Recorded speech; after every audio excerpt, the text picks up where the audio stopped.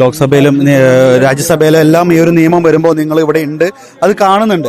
പ്രത്യേകിച്ച് നമ്മുടെ ഇവിടുത്തെ കേരളത്തിലെ പല എംപിമാരുടെയും പ്രവർത്തനങ്ങളും അവർ രാജ്യസഭയിലും ലോക്സഭയിലും പറഞ്ഞ കാര്യങ്ങളെക്കുറിച്ചൊക്കെ നിങ്ങൾ നേരിട്ട് കണ്ടറിഞ്ഞതാണ്. എന്താണ് അതിനെക്കുറിച്ച് പറയാനുള്ളത്?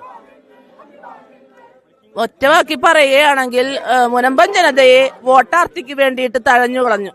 അത് തന്നെ പറയാനുള്ളൂ. കേരളത്തിൽ നിന്ന് പോയ എംപിമാർക്ക് മുനമ്പം ജനതയോട് നീതി പുലർത്താനായിട്ട് ആകെ കഴിഞ്ഞത് സുരേഷ് ഗോപിക്ക് മാത്രമാണ്. അതിന്റെ അടയാളങ്ങളാണ് ഞങ്ങൾ ഇവിടെ കൊടുത്തിരിക്കുന്നത്, സമരപ്പന്തലിൽ കൊടുത്തിരിക്കുന്നത്. അപ്പോൾ മുനമ്പം ജനതയോട് നീതി പുലർത്തിയ ഒരാളെന്ന് പറയുന്നത് കേരളത്തിൽ നിന്ന് പോയ MP സുരേഷ് ഗോപി മാത്രമാണ്. ഞങ്ങളുടെ MP അടക്കം ഞങ്ങളുടെ കൂടെ ഉണ്ടെന്ന് പറഞ്ഞിട്ട് വഖഫ് നിയമം പാസ്സാകാനായിട്ട് സമ്മതിക്കില്ല എന്ന് പറയുമ്പോൾ പിന്നെ ഏതർത്ഥത്തിലാണ് ഞങ്ങളുടെ കൂടെ ഉണ്ടെന്ന് പറയുന്നത്? പിന്നെ MP പറഞ്ഞ ഒരു കാര്യം, MP മത്സ്യത്തൊഴിലാളിയാണെന്ന് പറഞ്ഞു. നമ്മളൊരു മത്സ്യത്തൊഴിലാളിയാണെങ്കിൽ അത് ഒരു തീരദേശ മക്കളുടെ രോദനം അറിയുന്ന നല്ലൊരു മത്സ്യത്തൊഴിലാളിയാണെങ്കിൽ ഈ മുനമ്പം ജനതയോടൊപ്പം MP നിൽക്കുമായിരുന്നു. പക്ഷേ എംപിയുടെ പ്രസ്ഥാനത്തിന്റെയും വോട്ടാർത്ഥിയാണ് ഇന്ന് കോൺഗ്രസിന് ഈ ദേശത്ത് ഒരു വിലയില്ലാണ്ടാക്കിയത്. അദ്ദേഹം ഹൈബിയുടെ ഇന്നലെ പറഞ്ഞൊരു വാക്കാണ് ലോക്സഭയിൽ, അല്ലെ? അദ്ദേഹം മത്സ്യത്തൊഴിലാളിയാണ് അവരിൽ ഒരാളെന്ന് പറഞ്ഞു. അതിനെതിരെയല്ലേ ഇപ്പൊ പറഞ്ഞു? അതെ, മത്സ്യത്തൊഴിലാളിയാണ് എന്ന് പറഞ്ഞു.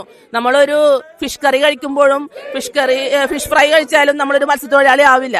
അത് കടലിന്റെ ചൂട് പറയണം. അപ്പൊ അതുകൊണ്ട് തന്നെ ഹൈബിയുടെ അല്പമെങ്കിലും ആത്മാർത്ഥത ഉണ്ടായിരുന്നുവെങ്കിൽ വഞ്ചി സ്ക്വയറിൽ ഞങ്ങളോട് പറഞ്ഞത് ഞങ്ങളുടെ കൂടെ നിൽക്കുമെന്നാണ് പറഞ്ഞത്.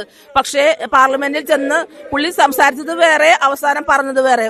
നിയമ ഭേദഗതി ബില്ല് പാസ്സായില്ലെങ്കിൽ പിന്നെ എങ്ങനെയാണ് മുൻപ് ജനത രക്ഷപ്പെടുന്നത്? എങ്ങനെയാണ് ഞങ്ങളുടെ കൂടെ ഉണ്ടെന്ന് പുള്ളി പറയുന്നത്? അപ്പോൾ എന്തായാലും അത് ഒരു വളരെ കുറച്ചിലായി പോയി. കാരണം ഞങ്ങളുടെ MP അവിടെ ഉണ്ടായിട്ട് മറ്റൊരു MP ഞങ്ങൾക്ക് വേണ്ടി സംസാരിക്കേണ്ടി വന്നത് അത് എന്താണ് കോൺഗ്രസിന്റെ രാഷ്ട്രീയ ചരിത്രം മാറും. സുരേഷ് ഗോപി അദ്ദേഹം രാജ്യസഭയിലും ലോക്സഭയിലും മുനമ്പം ജനതയ്ക്ക് വേണ്ടി ഒരുപാട് നമ്മൾ സംസാരിക്കുന്നു, മാശേരി സംസാരിക്കുന്നതൊക്കെ നമ്മൾ കേട്ടു.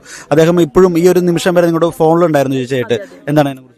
സുരേഷ് ഗോപി സാർ, ഞാൻ പറഞ്ഞില്ലേ, സാറ് തൃശ്ശൂരിൽ നിന്ന് ജയിച്ചു പോകാൻ നേരത്ത് സാറ് പറഞ്ഞൊരു ഡയലോഗ്, ഞാൻ തൃശ്ശൂരിന്റെ മാത്രം MP ആയിരിക്കില്ല, കേരളത്തിന്റെ ജനങ്ങൾക്ക് വേണ്ടി നിലകൊള്ളുന്ന ഒരു MP ആയിരിക്കുള്ളൂ എന്നൊരു വാക്ക് പറഞ്ഞിരുന്നു. അതൊക്കെ ഞങ്ങളൊക്കെ ഫേസ്ബുക്കിലൂടെയൊക്കെ വായിച്ചതാണ്. പക്ഷെ ആ വാക്ക് ശരിക്കും അനർത്ഥമാക്കി. പിന്നെ ജോർജ് കുര്യൻ സാർ നന്നായിട്ട് നമുക്ക് വേണ്ടിയിട്ട് സംസാരിച്ചിട്ടുണ്ട്.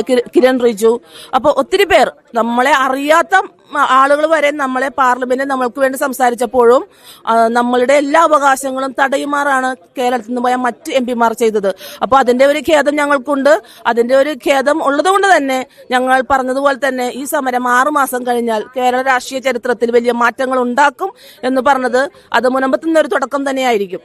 ഇപ്പോ നിങ്ങളുടെ സമരം തുടങ്ങുമ്പോൾ തന്നെ നിങ്ങൾ ഏറ്റവും പ്രധാനപ്പെട്ട ഒരു ആവശ്യം എന്നുള്ളത് വഖഫ് ഭേദഗതി അത് വരുത്തുക എന്ന് തന്നെയാണ്.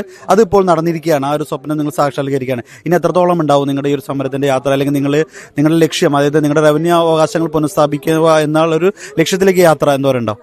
ഞങ്ങളുടെ ലക്ഷ്യത്തിലോട്ടുള്ള യാത്ര ഇപ്പോ കഴിഞ്ഞ ദിവസം നിയമമന്ത്രി പറയുന്നുണ്ടായിരുന്നു, വഖഫ് ബിൽ പാസ്സായെങ്കിൽ എന്തുകൊണ്ട് ഒരു സമരം നിർത്തുന്നില്ല എന്ന്. ഞങ്ങളോട് ആദ്യം രാമേന്ദ്രൻ കമ്മീഷനെ വെച്ചപ്പോൾ ചോദിച്ചൊരു ചോദ്യമാണത്. എന്തുകൊണ്ടാണ് വഖഫ് ബില്ല് പാസ്സായിട്ട് രാമേന്ദ്രൻ കമ്മീഷനെ വെച്ചാലോ നിങ്ങൾക്ക് സമരം നിർത്താതിരുന്നില്ലെന്ന് ചോദിച്ചു. അന്ന് ഞങ്ങൾ സമരം നിർത്തിയിരുന്നെങ്കിൽ എന്തായാനെ? ഇപ്പൊ ഞങ്ങളോട് BJP ഗവൺമെന്റ് പറഞ്ഞ വാക്ക് അവർ പാലിച്ചിട്ടുണ്ട്. ഇനി ഞങ്ങൾക്ക് അതിന്റേതായ നടപടികളുണ്ട്. കേരള സർക്കാരിനെ സമീപിക്കേണ്ടതുണ്ട്. അപ്പോൾ കേരള സർക്കാരിന് ഇനിയും സമയമുണ്ട്.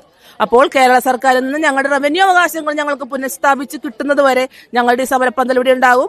അപ്പോൾ റവന്യൂ അവകാശങ്ങൾ അത് തന്നെയാണ് ഞങ്ങൾ പറഞ്ഞിരിക്കുന്നത്, റവന്യൂ അവകാശങ്ങൾ പുനഃസ്ഥാപിക്കുക. അതുവരെ ഞങ്ങൾ ഈ സമരപ്പന്തൽ ഉണ്ടാവും. ഞങ്ങളുടെ സമരം തുടരും. BJP ഗവൺമെന്റ് പറഞ്ഞ വാക്ക് പാലിച്ചിട്ടുണ്ട്. ഇനി പാലിക്കേണ്ടത് കേരള ഗവൺമെന്റാണ്. തീർച്ചയായിട്ടും. Thank you.